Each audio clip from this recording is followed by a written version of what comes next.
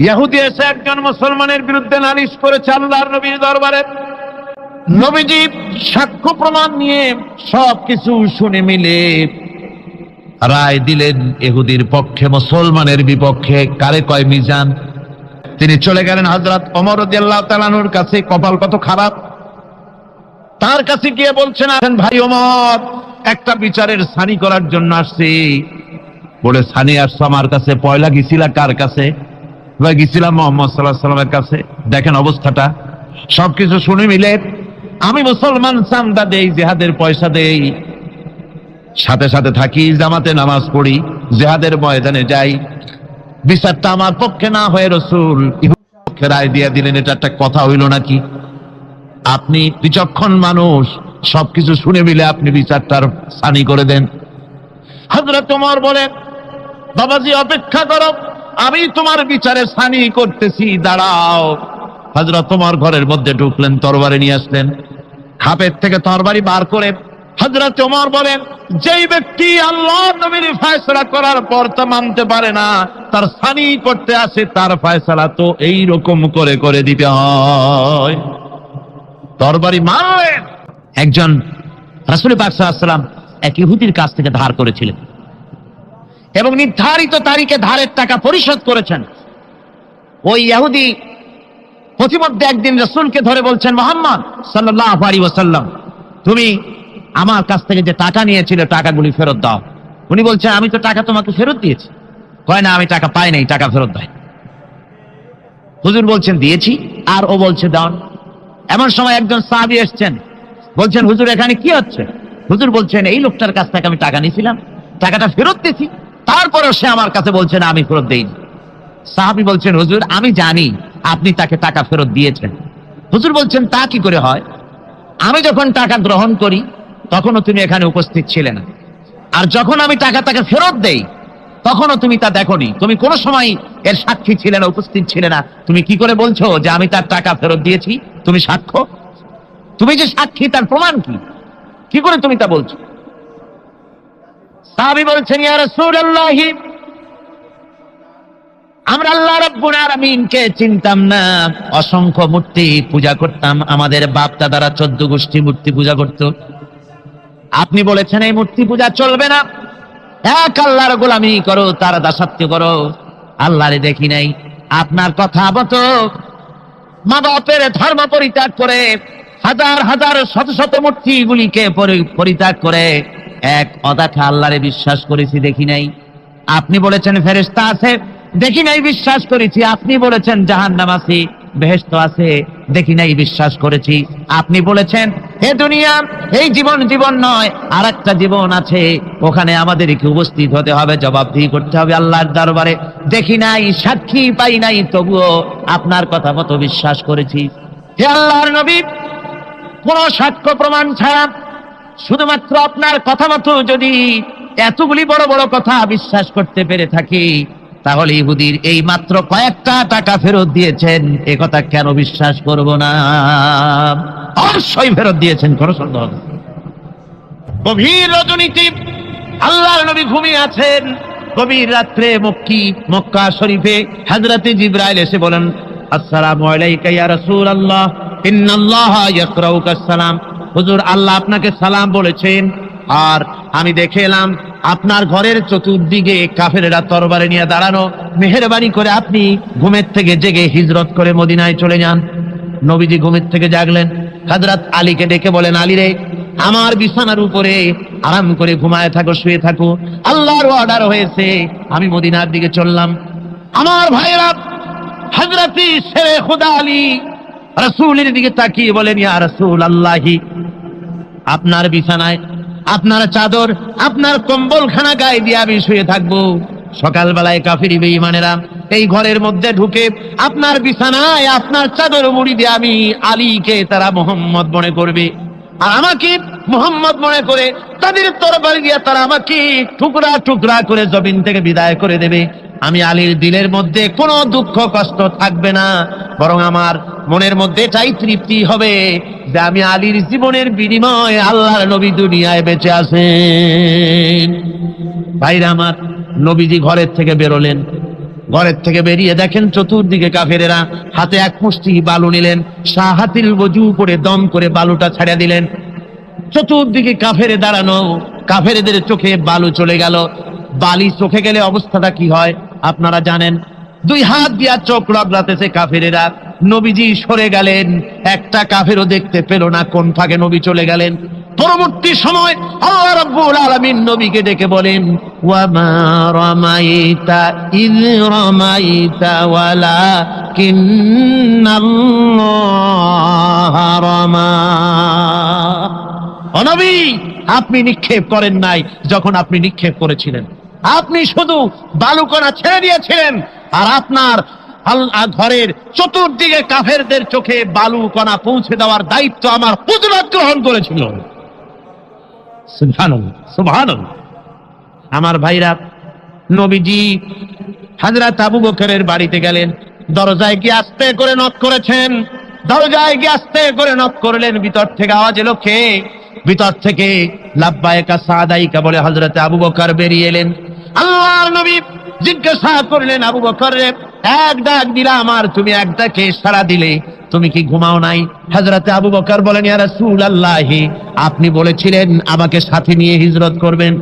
আমি চিন্তা করেছি না জানি কত গভীর রাত্রি নবীজি আসেন, আর আমার দরজার কিনারে দাঁড়ায়া নবীজি যদি দাঁড়ায়া দাঁড়ায়া ডাকে আবু বকর আবু বকর বলে, আমি আবু বকর যদি বিছানায় ঘুমায় আরাম করতে থাকি, নবীজির সঙ্গে বেয়াদবি হয়ে যাবে, এই ভয়তে আমি বিছানায় না শুয়া এই দেওয়ালের সঙ্গে দাঁড়ায়া দাঁড়ায়া ঘুমাচ্ছিলাম।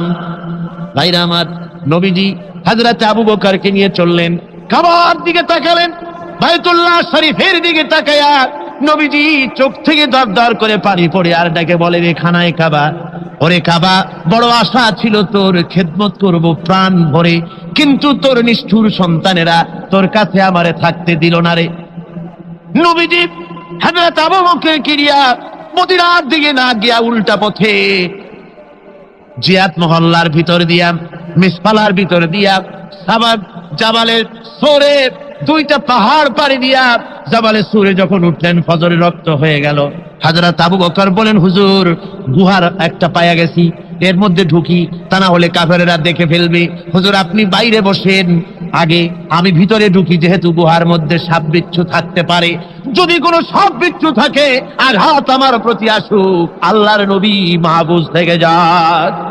হযরত আবু বকর গুহা সাফ করে হুজুরকে ডাকলেন। হুজুর বলেন, আবু বকর, সারা রাত হেঁটে হেঁটে পা বেদনা হয়ে গেছে, তুমি বসো, তোমার উলুর উপরে মাথা রেখে আমি একটু ঘুমাইয়া যাই। নবীজি আরাম ফরমালেন। হযরত আবু বকর নজর করে দেখেন গুহার ভিতরে অনেকগুলি গর্ত, কোন গর্ত থেকে কোনো সাপ বিচ্ছু আসে নাকি। রুমাল ছিঁড়ে ছিঁড়ে গর্ত বন্ধ করতেছিলেন, দু একটা গর্ত যা বন্ধ করা গেল না, পা দিয়া হযরত আবু বকর চেপে ধরেছেন। এক পাহাড়িয়া বিষধর সাপ দংশন করেছে হযরত আবু বকরের পায়ের উপরে। হযরত আবু বকর বিষের যন্ত্রণায় চোখ দিয়া দর দর করে পানি পড়ে। হুজুর সঙ্গে সঙ্গে মুখ থেকে থুতু মোবারক বার করে সাপে কাটা জায়গায় থুতু মোবারক লাগিয়ে দিলেন, যন্ত্রণা বন্ধ হয়ে গেল। হযরতে রাসূল বলেন, আবু বকর, এত সময় কষ্ট করলে কেন? আগে আমারে বলো নাই কেন? তাহলে তাড়াতাড়ি সেরে যেত, এত কষ্ট তোমার হতো না। হযরত আবু বকর বলেন, ইয়া রাসূলুল্লাহ, এটা তো সাপে কাটার যন্ত্রণা, এর থেকে বেশি যন্ত্রণাও যদি আমার হতো, যন্ত্রণার চোটে যদি আমার কলিজা ছিঁড়েও যেত লাগতো, তবুও আল্লাহর নবী আরাম ফরমাচ্ছেন, নবীর আরামের ভিতরে আমি বিঘ্ন ঘটাতে পারতাম না। ভাইরা আমার, কাফেরেরা খুঁজতে খুঁজতে দুদিন পরে যখন এই জায়গায় তারা চলে এসেছে, এখানে এসে তারা গুহার কাছে পায়ের চিহ্ন শেষ দেখলো। একজন বলে ভিতরে আছে, আর একজনে বলে নাই, আর একজন বলে আছে, আর একজন বলে নাই। হযরত আবু বকর বলেন, ইয়া রাসূলুল্লাহ, আমরা ধরা পড়ে গেছি, পালাবার কোনো পথ নাই, আমরা তো ধরা পড়ে গেলাম। সূরা তাওবার ভিতরে আল্লাহ রাব্বুল আলামিন এই কথাটা এভাবে তুলে ধরেছেন, ইয ইয়াকুলু লিসাহিবিহি লা তাহজান ইন্নাল্লাহা মা'ানা। আল্লাহ নবী ডেকে বলেন, আবু বকর, ভয় পেও না, আমরা আমরা মাইনরিটি নই, আমরাই মেজরিটি, আমাদের সংখ্যাই বেশি, ওদের ভয় তুমি করো না, কোনো চিন্তা করো না, ভয় পেও না, আল্লাহ রাব্বুল আলামিন আমাদের সাথে আছেন। সুবহানাল্লাহ। আমার ভাইরা, বান্দা যখন আল্লাহর প্রতি ঈমান আনে, আল্লাহর প্রতি যখন তার মহব্বত বেড়ে যায়, আল্লাহর উপরে যখন সে নির্ভর করতে শেখে, তখন সে দুর্জয় নরসার্দুলে পরিণত হয়ে যায়। জোরে বলেন সুবহানাল্লাহ। সে বীর পুরুষ, দুর্জয় নরসার্দুল। কারো হুঙ্কার, কারো অগ্নিচক্ষু, ফাঁসির মঞ্চ, সেল জরিমানা, এগুলির ভয়তে ভীত হয় না। কে? মুমিন। কে হয় না? সে একমাত্র নির্ভর করে কার উপরে? আল্লাহর উপরে। বলেন কার উপরে? রাসূল পাক সাল্লাল্লাহু আলাইহি ওয়াসাল্লাম তিনি হযরত আলীর হাতে তরবারি উঠায় দিলেন।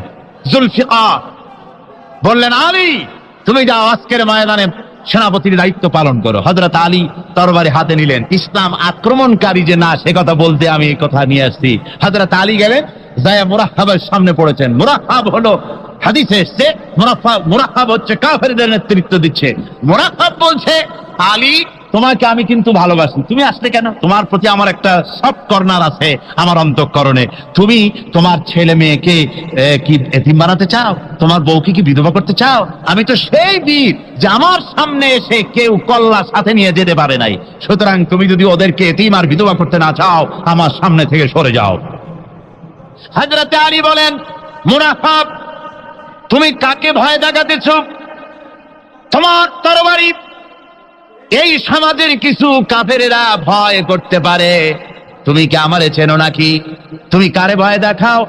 তাম পৃথিবীর সমস্ত কাফেরদের উপরে আল্লাহ রাব্বুল আলামিন আমাকে বাগ বানায় পাঠিয়েছেন। তরবারি দিয়ে প্রমাণ হবে। মুনাফিক বলে, তুমি আঘাত করো। কয় না, আক্রমণ তো করব না আমি, আগে তুমি করো, আমি প্রতিহত করব। আক্রান্ত হলে পরে তারপরই জবাব দেব। এরপরে মুরাহহাব আঘাত হানতে লাগলো। হযরত আলী সমস্ত রণকৌশল দিয়ে আঘাতগুলি তিনি ফিরিয়ে দিতে লাগলেন।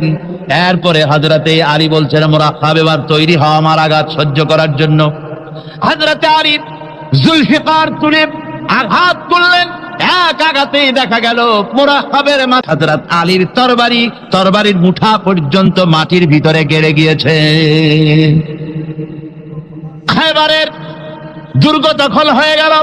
পরের দিন আল্লাহর নবী বলেন, আলী শুনতে পেলাম তোমার ঢাল ভেঙে গিয়েছিল, তারপরে তুমি যুদ্ধ করলে কি দিয়ে? হযরত আলী বলেন, হুজুর আমুস দুর্গের ওই কবাটটা, লোহার কবাটটা বাম হাতে নিয়ে আর ডান হাতে তরবারি নিয়ে লড়াই করেছি। হুজুর বলেন, কি করে মানুষ কেমনে এত বড় দুর্গের লোহার কপাট হাতে নিয়ে যুদ্ধ করে? একটু দেখাও তো দেখি।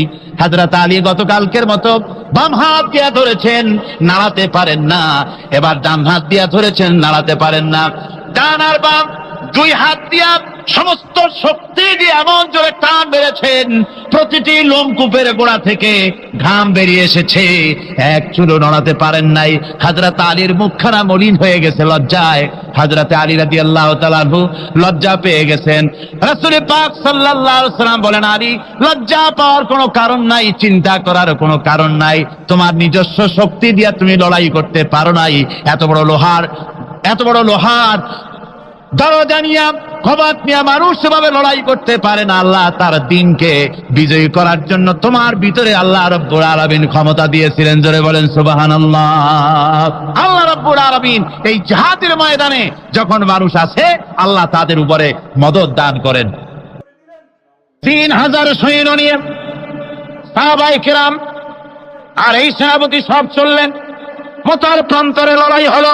এই লড়াইয়ের ময়দানে হযরতে যায়েদ অনেকগুলি কাফির সৈন্যকে জাহান্নামে পাঠিয়ে দিয়ে তিনি নিজেও শহীদ হয়ে গেলেন। এবার জাফর হাতে তরবারি আর এক হাতে ঝান্ডা নিয়ে এগোচ্ছেন সামনের দিকে। কাফেরেরা হযরত জাফরকে ঘিরে ফেলে দিল। আমার বন্ধুগণ, কাফেরেরা ঘিরে ধরে তরবারির আঘাত করলো জাফরের ডান হাতে। এই কাটা দুইটা হাত দিয়ে বুকের সাথে হযরতে জাফর ইসলামের পতাকাটাকে জড়ায় ধরলেন। পাশের সাহাবীকে ডেকে বলেন, ও রাসূলুল্লাহর সাহাবী শোনো, আল্লাহ নবীকে আমার সালাম বলে দিও আর শোনায়া দিও, জীবনের শেষ মুহূর্ত পর্যন্ত ইসলামের পতাকা উঁচু করে রেখেছিলাম, মাটিতে পড়তে দেই নাই। আমার মনে হয় আমি এখন শহীদ হয়ে যাব, যেহেতু আমি এখন আমার নাকের ভিতরে আল্লাহর জান্নাতের সুঘ্রাণ পেতেছি।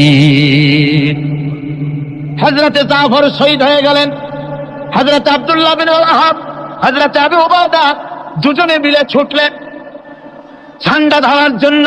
ওনারা বলেন এগিয়ে গিয়ে দেখি সামনের পরে চূড়ে পতাকা উঠতেছে, ভাবলাম আমরা যাওয়ার আগেই ইসলামের পতাকা কে ধারণ করলো।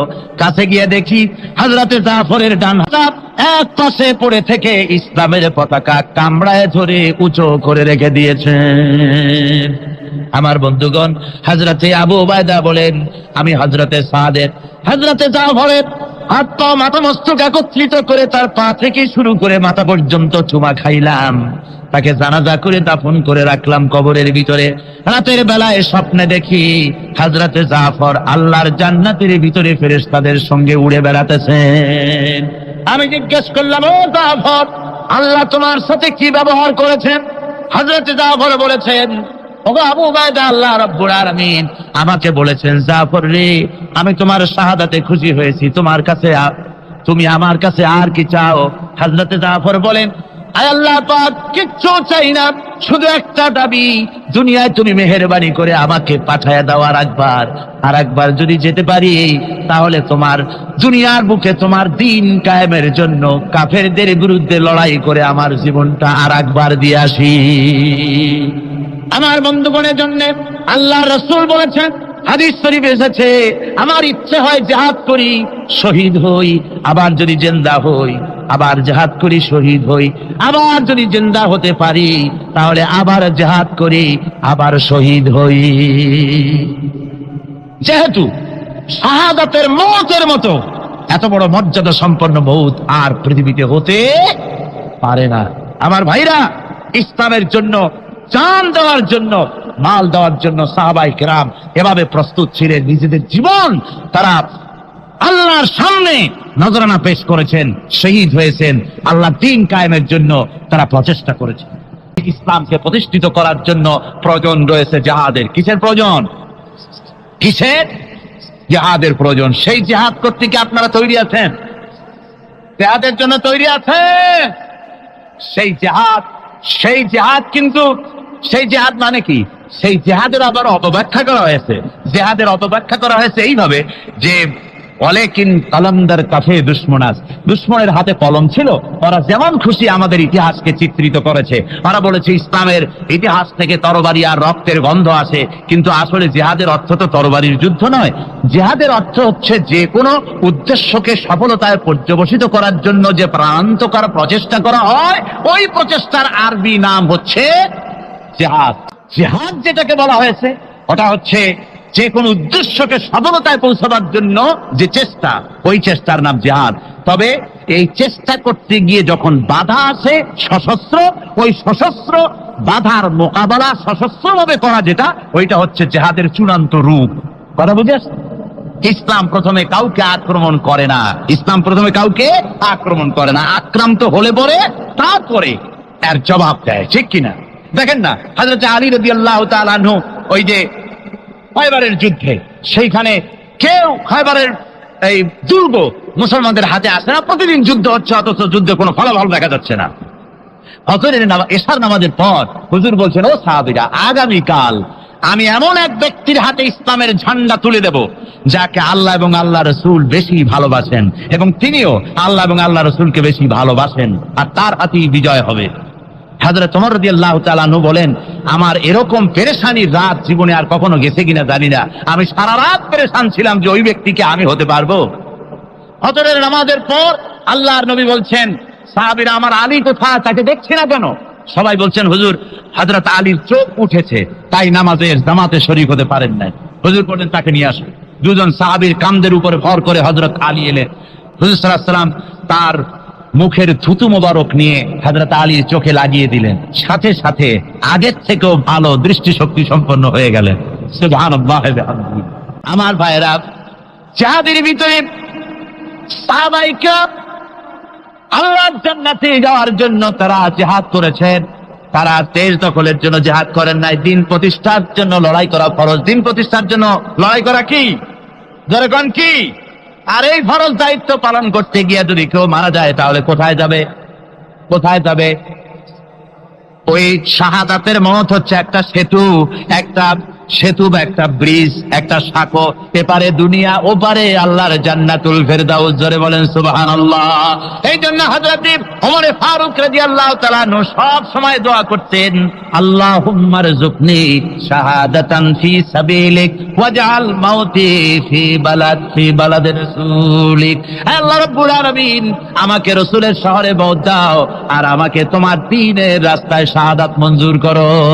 জোরে বলেন আমিন। এটা আমাদের দোয়া, আমারও দোয়া, আমার সারা জীবনের স্বপ্ন, সারা জীবনের স্বাদ, আল্লাহ যেন শাহাদাতের মওত নসিব করে দেন। জোরে বলেন আমিন। এর থেকে উন্নত মানের মওত আর নাই। ওই প্যারালাইসিস হয়ে বিছানায় পড়ে তড়পায় তড়পায় মরার কোনো দাম নাই। দুনিয়ার বুকে বিড়ালের জিন্দিগি বছর করার 500 বছর বেঁচে থাকার দাম নাই। সিংহের মতো 1 সেকেন্ড বেঁচে থাকার দাম আছে, ঠিক কিনা?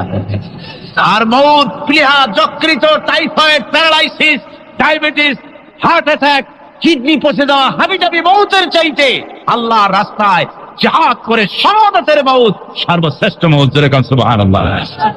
আল্লাহ পাক বলেন, وهو الذي جعل الليل والنهار خلفة لمن أراد أن يذكر أو أراد شكورا। আর আমি দিন এবং রাতকে একে পরস্পরের স্থলাভিষিক্ত বানিয়েছি যারা শুকর আদায় করবে আর যারা এর দ্বারা জ্ঞান অর্জন করবে তাদের জন্য। অর্থাৎ তারা এগুলি দেখে মনে করবে যে এগুলি খালি খালি না। এই যে রাত আসতেছে, দিন আসতেছে, দিন এবং রাত্রের এই যে পরিবর্তনটা, এর মধ্যে রয়েছে নিদর্শন। সূরা আলে ইমরানের মধ্যে আল্লাহ পাক বলেন, ইন্না ফি খালকিস সামাওয়াতি ওয়াল আরদি ওয়াখতিলাফিল লাইলি ওয়ান নাহার লাআয়াতিন লিউলিল আলবাব। যারা নিশ্চয়ই আমার এই সৃষ্টি রহস্য সম্পর্কে, দিন এবং রাতের পরিবর্তনের ব্যাপারে যারা চিন্তা করে, গবেষণা করে, তাদের জন্য আমি অনেক কিছু চিন্তার বিষয়ের মধ্যে রেখে দিয়েছি। তারা এসব আমার সৃষ্টি নৈপুণ্যতা দেখে তারপরে তারা হতবাক, বিস্ময় বিমুখ হয়ে তারা বলে, এগুলি দেখে আর বলে, আল্লাযীনা ইয়াযকুরুনাল্লাহা কিয়ামান ওয়া কুউদান ওয়া আলা জুনুবিহিম ওয়া ইয়াতাফাক্কারুনা ফি খালকিস সামাওয়াতি ওয়াল আরদ। তারা বসা অবস্থায়, দাঁড়ানো অবস্থায় আমার প্রশংসা করে আর বলে, রব্বানা মা খালাকতা হাযা বাতিলান সুবহানাকা ফাকিনা আযাবান নার। আয় আল্লাহ পাক, তুমি কোনো কিছু খেল তামাশার বিষয়বস্তু করে তৈরি করো নাই, অতএব জাহান্নামের শাস্তি থেকে তুমি আমাকে রক্ষা করো। আল্লাহর নবী বলেছেন, আল্লাহর সৃষ্টি নৈপুণ্যতা সম্পর্কে যদি কোনো বান্দা 1 ঘন্টা চিন্তা করে, 1 ঘন্টা যদি গবেষণা করে, চিন্তা করে, রব্বুল আলামিন তার আমলনামায় 60 বছরের নফল ইবাদতের সব লিখে দেন। জোরে বলেন সুবহানাল্লাহ। আল্লাহ পাক এই সমস্ত কথা বলে এখন ওই ফর্মুলা বলতেছেন যে আসলে আমার বান্দা হওয়ার জন্য, খাঁটি বান্দা হওয়ার জন্য তার কয়েকটি বৈশিষ্ট্য থাকতে হবে। আল্লাহ পাক এখানে 8টি বৈশিষ্ট্য বর্ণনা করেছেন। আল্লাহর খাঁটি বান্দা হওয়ার জন্য বৈশিষ্ট্য কয়টা লাগবে? 8টি। বেহেশত কয়টা? বেহেশত কয়টি? আল্লাহ পাক বৈশিষ্ট্য বানিয়েছেন 8। এখানে 8টি বৈশিষ্ট্যের কথা বলা হয়েছে। মহান আল্লাহ রাব্বুল আলামিন বলেন, ওয়া ইবাদুর রাহমানিল্লাযীনা ইয়ামশুনা আলাল আরদি হাওনান ওয়া ইযা খাতাবাহুমুল জাহিলুন ক্বালু সালামা। রহমানের খাঁটি বান্দা তারা, রহমানের আসল বান্দা তারা, যারা নাকি জমিনের উপর থেকে যখন হাঁটে খুব বিনয় বিনম্রতার সাথে তারা চলে। ওয়াইদা খাতাবাহুমুল জাহিলুন, আর যখন জাহিলরা তাদের সঙ্গে কথাবার্তা বলতে আসে তখন তারা তাদেরকে বলে, তোমাদের প্রতি সালাম, এই বলে তারা চলে। অর্থাৎ এই 8টি বৈশিষ্ট্যের প্রথম বৈশিষ্ট্য ধরা হয়েছে চালচলনকে। ইমানদার খাঁটি বান্দা যারা, তাদের চাল চলন সম্পর্কে প্রথম বৈশিষ্ট্য ধরা হয়েছে। তার মানে হচ্ছে নির্লজ্জ, স্বৈরাচার, মাস্তান, গুন্ডা, বদমাশ, অত্যাচারী, এদের চালচলন এক ধরনের। আবার অন্যদিকে ব্যক্তিত্ব সম্পন্ন, মর্যাদাবান, এরপরে শিক্ষিত, ভদ্র, মার্জিত, তাদের চালচলন ভিন্ন ধরনের। এই দুই শ্রেণীর চালচলন কি একরকম হয় নাকি? একরকম হয় না। তার কারণ হচ্ছে ব্যক্তির চালচলনের মাঝেই তার অবস্থাটা বোঝা যায় যে আসলে লোকটি কেমন। আল্লাহ রাব্বুল আলামিন এই কথার দ্বারা এটা প্রমাণ করতে চান যে মোমেন বান্দা যারা হবে, আল্লাহর হবে, তাদের পরিচয় দেওয়া লাগবে না। তাদের চালচলন দেখে, তাদের হাঁটা দেখে, তাদের চলা দেখে, তাদের বলা দেখে, তাদের আচরণ দেখে লোকেরা বুঝতে পারবে যে ইনি হচ্ছেন আল্লাহর একজন খাঁটি বান্দা, একজন মোমেন ব্যক্তি, একথা বুঝতে পারবে।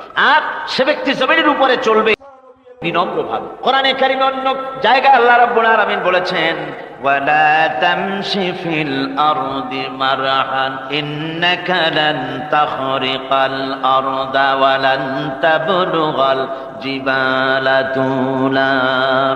আমার জমিনের উপরে অহংকারের পদবরে হেঁটো না, আমার জমিনের উপরে অহংকার করে জমিনের উপরে হেঁটো না। তুমি জমিনের উপরে অহংকার করে হেঁটে পদাঘাত দিয়ে আমার এই জমিনকে ফাটায় দিতে পারবে না। আর তুমি লাভ দিয়ে আমার আকাশে, আমার পাহাড়ের উচ্চতাও তুমি ছাড়িয়ে যেতে পারবে না। অহংকার করে কেউ কি পায়ের আঘাত দিয়ে জমিনটাকে ফাটায় দিতে পারে? কি বলেন, পারবে? আর অহংকার করে লাভ দিয়ে পাহাড়ের উচ্চতাও কি কেউ ছাড়িয়ে দিতে পারবে? পারবে না। সুতরাং অহংকার, মোমেন ব্যক্তি যারা, তারা অহংকার করতে পারে না। অহংকার মোমেনের স্বভাব নয়।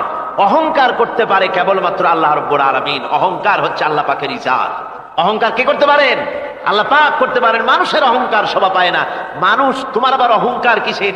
এক ফোঁটা নাপাক পানি দিয়ে যার জন্মের উৎস, এমন নাপাক পানি যা শরীর থেকে নির্গত হলে পরে গোসল করা ফরজ হয়ে যায়, এমন এক ফোঁটা নাপাক পানি যার জন্মের উৎস, তার অহংকার কি? অহংকার করবেন আল্লাহ রাব্বুল আলামিন। হাদিসে কুদসির ভিতরে এসেছে, আল্লাহ পাক বলেছেন, যে ব্যক্তি অহংকার করে সেজন্য আমার চাদর নিয়ে টানাটানি করে। জোরে কর নাউযুবিল্লাহি মিন যালিক। সুতরাং মোমেন বান্দা যিনি হবেন, আল্লাহর খাঁটি বান্দা, রহমানের খাঁটি বান্দা, সে ব্যক্তি কখনো জমিনের উপর অহংকারের সাথে চলাফেরা করবে না, বরং তার চাল চলন হবে অত্যন্ত বিনম্র। আর কি? আর হলো জাহিলদের সঙ্গে সে কোনো বিতর্কে লিপ্ত হবে না। জাহিলরা গালাগালি দেবে, গালাগালির জবাবে সে গালাগালি দেবে না। জাহিলরা অত্যাচার করবে, অত্যাচারের জবাবে সে অত্যাচার করবে না, বরং তাদেরকে দেখলে, তারা অত্যাচার করতে আসলে, তারা গালাগালি দিলে তাদের জবাবে ইদফা বিল্লাতি হিয়া আহসান, তাদের জবাবে তাদেরকে সালাম দিয়ে সেখান থেকে তারা কেটে পড়বে। সূরা কাসাসে অন্য জায়গায় আল্লাহ রাব্বুল আলামিন একথা আবার এভাবে বলতেছেন, ওয়াইজা সামিউল লাগবা আ'রাদু আনহু ওয়া ক্বালু লানা আ'মালুনা ওয়া লাকুম আ'মালুকুম সালামুন আলাইকুম লা নাবতাগিল জাহিলিন। আল্লাহ পাক বলছেন যে যখন মুমিনেরা পরস্পরে মুমিনদের সাথে জাহিলদের যখন দেখা সাক্ষাৎ হয়ে যায়, যখন ঝগড়ায় লিপ্ত হতে চায়, তখন মুমিনেরা, যারা মুমিন বান্দা, আল্লাহর খাঁটি বান্দা, তারা বলবে যে তোমাদের আমলের প্রতিফল তোমরা পাবা, আমাদের কৃতকর্মের ফল আমরা পাবো। সুতরাং তোমাদের প্রতি সালাম, তোমাদের সাথে আমাদের কোনো সম্পর্ক নাই। ঝগড়াঝাটি না করে তারা ফিরে আসবে। আল্লাহ পাক এরপরে বলেন, ওয়াল্লাযীনা ইয়াবীতুনা লিরাব্বিহিম সুজদান ওয়া কিয়ামা। রহমানের খাঁটি বান্দা তারাই আরেকটি বৈশিষ্ট্য, তাদের এই 2 নম্বরের বৈশিষ্ট্য এবার বলা হচ্ছে। রহমানের, আল্লাহর খাঁটি বান্দার 2 নম্বরের বৈশিষ্ট্য সেটা হচ্ছে এই যে তারা রাত কাটায় তার রবের হুজুরে, আল্লাহর দরবারে সেজদা দিয়ে দাঁড়িয়ে থেকে কান্দাকাটি করে তারা রাত গুজরান করে। জোরে বলেন সুবহানাল্লাহ। আর এর বিপরীত যারা, তারা রাত কাটায়, রাতের বেলা মদ, জুয়া, সিনেমা, গান বাজনা, অশ্লীলতা, নাটক, হাবিজাবি, গল্প গুজব করে তারা তাদের রাত কাটায়। আর যারা মোমেন বান্দা, আল্লাহর বান্দা, যারা খাঁটি বান্দা, তারা এই রাত তারা আল্লাহর ইবাদতের ভিতর থেকে কান্দাকাটির মধ্য দিয়ে দাঁড়িয়ে দাঁড়িয়ে অথবা সেজদার ভিতরে তারা তাদের রাত কাটিয়ে দেয়। কোরআনে কারীমে আল্লাহ রাব্বুল আলামিন একথা এভাবে বলেছেন, তাতাজাফা জুনুবুহুম আনিল মাদাজি'i ইয়াদউনা রাব্বাহুম খাওফান ওয়া তামআ। আমার মোমেন বান্দারা তাদের পার্শ্বদেশ এবং পৃষ্ঠদেশ বিছানার উপরে বেশি রাত থাকে না। তারা তাদের রবের প্রতি রবের ভয়, আল্লাহর ভয়, আশা এবং আশা পোষণ করে। আর তারা আল্লাহকে ভয় করে তারা বিছান থেকে নিজের পিঠকে আলাদা করে নিয়ে তারা রাতের বেলায় আমার কাছে কান্দে, আমার কাছে দোয়া করে, তারা কান্দে, ইবাদত করে। সূরা যারিয়াতের ভিতরে রব্বুল আলামিন বলতেছেন, কানু কালিলাম মিনাল লাইলি মা ইয়াহজাউনা ওয়া বিল আসহারি হুম ইস্তাগফিরুন। আমার এই মুমিন বান্দাগুলি, আমার যারা তারা সারা রাত ঘুমায় না, রাতের একটা অংশ মাত্র তারা ঘুমায়, সারা রাত ঘুমায় না, একটা অংশ তারা ঘুমায়, আর বাকি অংশটুকু শেষ রাত্রে তারা ওঠে আর আমার দরবারে তারা কান্দে, মাপ চায় আর কাঁদতে থাকে, চোখের পানি ফেলতে থাকে। আল্লাহ রাব্বুল আলামিন শেষ রাত্রে প্রথম আকাশে আসেন। হাদিস, প্রথম আকাশে আল্লাহ রাব্বুল আলামিন এসে দুনিয়ার মানুষকে ডাকেন, কে আছো? গুনাহ করে জীবন বোঝাই করে ফেলেছো, নাফরমানি করেছো, গুনাহ করেছো, অথবা বিপদে পড়েছো, ঋণগ্রস্ত হয়ে পড়েছো, অসুবিধায় পড়েছো, মামলা মকদ্দমায় পড়েছো, আমার কাছে মাপ চাও, আমার কাছে সাহায্য চাও। এই সময় যে সমস্ত বান্দারা আরামকে হারাম করে আল্লাহর দরবারে কাঁদতে থাকে, তাহাজ্জুদের নামাজ আদায় করে যখন হাত তুলে কাঁদে, আল্লাহ পাক তখন এই দৃশ্য দেখে ফেরেশতাদের বলেন, ও আমার ফেরেশতারা, আমার ওই বান্দাগুলি কান্দে কেন? সমস্ত মানুষ যখন ঘুমানো, এই বান্দাগুলি কান্দে কেন বলো? ফেরেশতারা বলে, আল্লাহ তুমি তো ভালো করে জানো। ফেরেশতারা বলে, আল্লাহ পাক বলবেন, তবুও তোমাদের মুখ থেকে শুনতে চাই। ফেরেশতারা তখন বলবে, রব্বুল আলামিন তোমার বান্দা গুনাহ করেছে, জাহান্নামের ভয়তে তোমার কাছে কাঁদতেছে, তোমার ভয়তে কান্দে, জাহান্নামের ভয়তে কান্দে। আল্লাহ জিজ্ঞেস করেন, ফেরেশতারা, ওরা যে আমার ভয়তে কান্দে, ওরা কি আমারে দেখছে নাকি? ফেরেশতারা বলেন, না খোদা তোমারে দেখে নাই। আল্লাহ পাক বলেন, ওরা আমার যে জাহান্নামের ভয়তে কাঁদে, ওই জাহান্নাম তারা দেখেছে নাকি? ফেরেশতারা বলে, না আল্লাহ, তোমার জাহান্নাম ওরা দেখে নাই, তোমার বেহেশত কিছুই দেখে নাই। আল্লাহ পাক বলেন, ও আমার ফেরেশতারা, এই বান্দাগুলি আমার দোজখ দেখে নাই, আমাকে দেখে নাই, হাসর মিজান সিরাত কিছুই দেখে নাই, শুধু কোরআনের কথা শুনে, আমার নবীর কথা শুনে, আমার কোরআনের কথা শুনে বিশ্বাস করে আরামের ঘুমকে হারাম করে কিভাবে কাঁদতেছে তাকায় দেখ। আমার রহমতের দরিয়ায় জোশ মেরে গেছে, তোরা সাক্ষী থেকে যা, আমার ওই ক্রন্দনরত বান্দাগুলিকে আমি আল্লাহ মাফ করে দিলাম।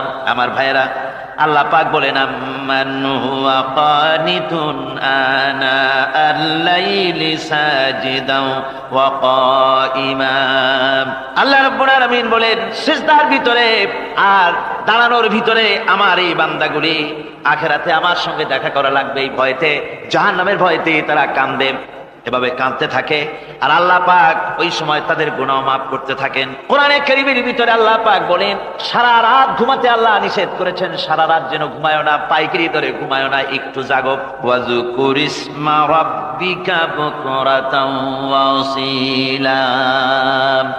সকাল এবং সন্ধ্যায় তোমার প্রভুর, তোমার রবের জিকির করো, স্মরণ করো।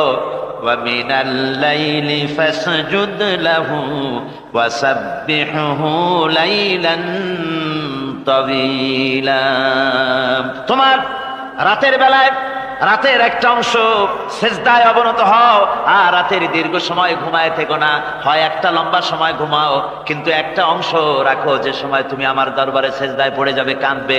আমার বন্ধুগণ, রাতটা ওয়াজআলনাল লাইলা সুবাতা, আল্লাহ রাব্বুল আলামিন ওয়াজআলনা সুবাতাও আছে, ওয়াজআলনান নাওমা সুবাতা ওয়াজআলনাল লাইলা লিবাসা, ঘুমকে বানাইছেন আল্লাহ শান্তির বাহন, আর রাতকে করেছেন আচ্ছাদন। রাতকে কি করেছেন? আচ্ছাদন। রাতকে একটা পর্দা লাগিয়ে দিয়েছেন, রাতের পর্দা। যেহেতু প্রেম ভালোবাসা ঢোল পিটায় করা যায় না, ঢোল পিটায় প্রেম করা যায় যায় না, মানুষকে দেখায় দেখায় প্রেম ভালোবাসা করা যায় না, এটা হলো দুনিয়ার রীতিনীতি। দুনিয়ায় যেটা মানুষেরা করে, আসল সবচাইতে বড় ভালোবাসার পাত্র হলেন আল্লাহ, মাশুক হলেন আল্লাহ, আশেক হলো মানুষ। আশেক এবং মাশুকের ভিতরে প্রেম বিনিময় হবে, ভালোবাসার আদান প্রদান হবে, কথোপকথন হবে।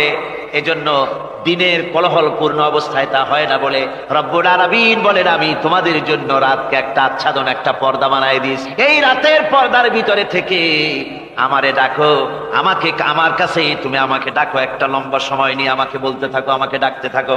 আল্লাহ পাক তার নবীকেও বলেছেন, ইয়া আইয়ুহাল মুসাম্মিলু কুমিল লাইলা ইল্লা কালিলা। হে চাদর আচ্ছাদিত ব্যক্তি, রাত্রিকালে সালাতে দণ্ডায়মান থাকো, কিন্তু কম, সারা রাত জাগার দরকার নেই। একটা অংশ জাগো, যখন তুমি আমার জন্য কাঁদবে, আমার জন্য সেজদায় পড়ে থাকবে। রাসূল পাক সাল্লাল্লাহু আলাইহি সাল্লাম তাহাজ্জুদের নামাজে সেজদায় পড়ে থাকতেন। রাতে ঘন্টার পর ঘন্টা চলে যেতেছে। হযরত আয়েশা বলেন, আমি মনে করতাম সেজদায় এমন ভাবে রাসূল পড়েছেন আর ওঠেন না, আমার মনে হতো হুজুর বুঝি ইন্তেকাল করে গেছেন। আমি রাসূলের পায়ের আঙ্গুল ধরে আস্তে করে চাপ দিতাম, হুজুর তাতে একটু ব্যথা পেয়ে আঙ্গুল নাড়া দিতেন, তখন আমি মনে করতাম আল্লাহর নবী বিদায় হন নাই, বেঁচে আছেন। আবার কখনো দাঁড়িয়ে দাঁড়িয়ে নামাজের ভিতরে তেলাওয়াত করতে করতে রাত শেষ হয়ে যেত, আমার মনে হতো এই দাঁড়ানো থেকে হুজুর বুঝি আর রুকুতে যাবেন না। আবার যখন রুকুতে যেতেন মনে হতো এই রুকু থেকে আর বুঝি সেজদায় যাবেন না। আবার যখন সেজদায় যেতেন মনে হতো এই সেজদা থেকে রাসূল বুঝি আর উঠবেন না। সুবহানাল্লাহ।